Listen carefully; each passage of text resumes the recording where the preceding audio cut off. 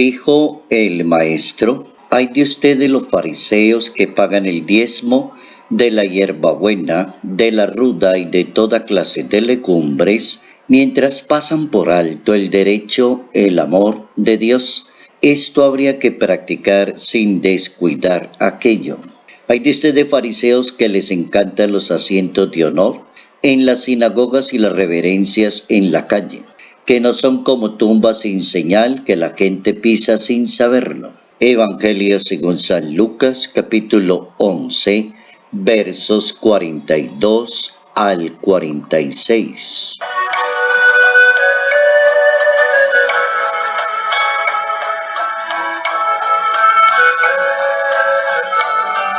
La Iglesia, el mundo, la fe y la espiritualidad necesitan de hombres y mujeres no cerrados a la acción del Espíritu Santo, no cerrados en materia de la ley, sino abiertos a la caridad, a la misericordia y a la bondad con las demás personas. Notas amables a la palabra de Dios, miércoles 16 de octubre, año 2019.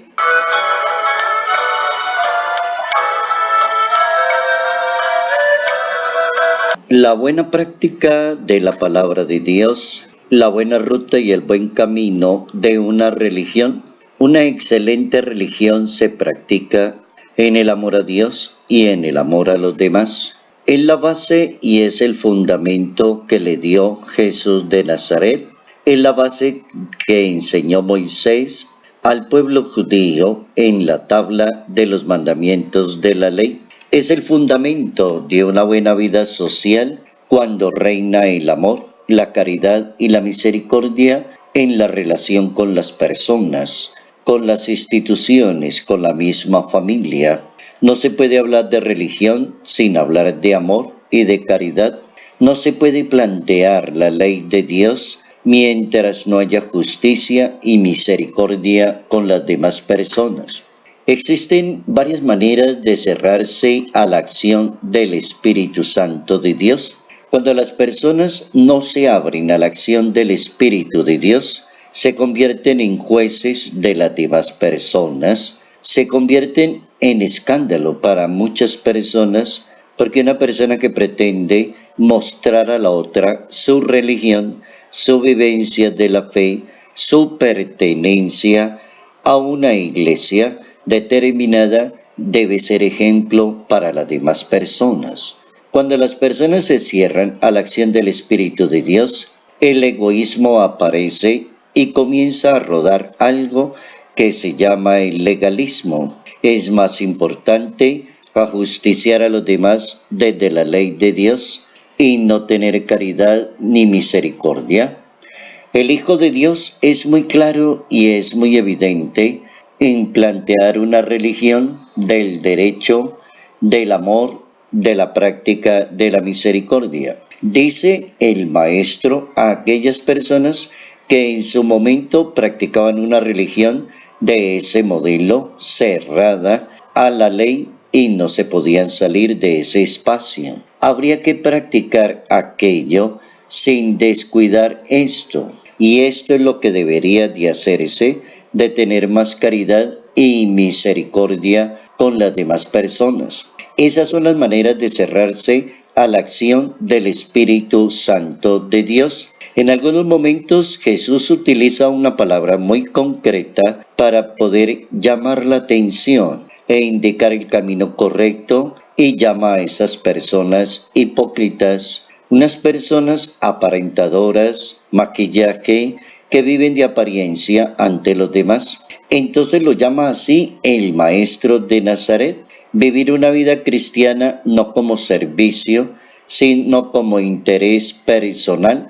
Es bastante el énfasis que el maestro hace en la veracidad, en la transparencia y en la manera de ser de cada persona para demostrar su propia religión y no caer en la tentación de creer que una religión se la inventaron para justiciar a los demás y no para darle la mano a los demás, para perdonar pecados, para enseñar el camino, para acompañar, porque no es un tribunal justiciero contra las demás personas. El Papa Francisco, en una homilía el 8 de marzo del año 2019, planteando el tema de la autenticidad en materia de fe, el Papa alertaba en aquella ocasión sobre el riesgo del maquillaje del alma que impide la coherencia de la vida de cada persona. Decía el Papa, en el momento no te maquilles el alma, porque si te maquillas y eres una persona aparentadora, el Señor no te va a reconocer.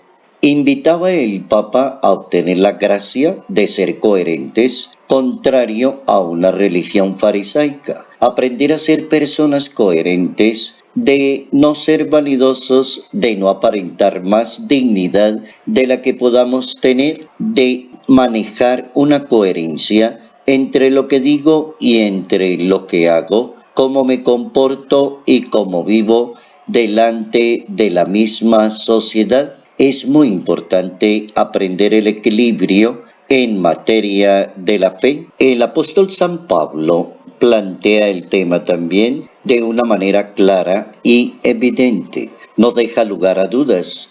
Y en la carta a los Romanos, en el capítulo 2, versos 1 al 11, San Pablo comienza preguntándose por qué una persona se convierte en juez de las demás personas.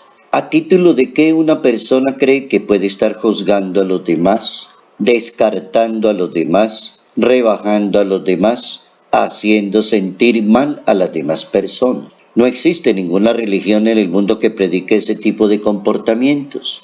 San Pablo decía en su carta a los Romanos, cualquier persona que sea, que se declare juez de otra persona, no tiene disculpa. Y al dar sentencia a otra persona y condenarla, juzgarla, porque siendo tú el mismo juez de otra persona, te comportas exactamente igual.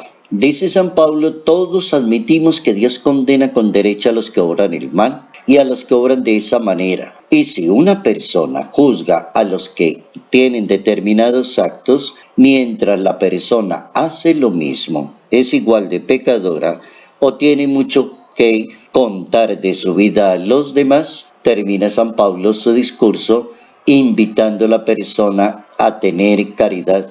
No te vas a escapar de la sentencia de Dios, dice San Pablo.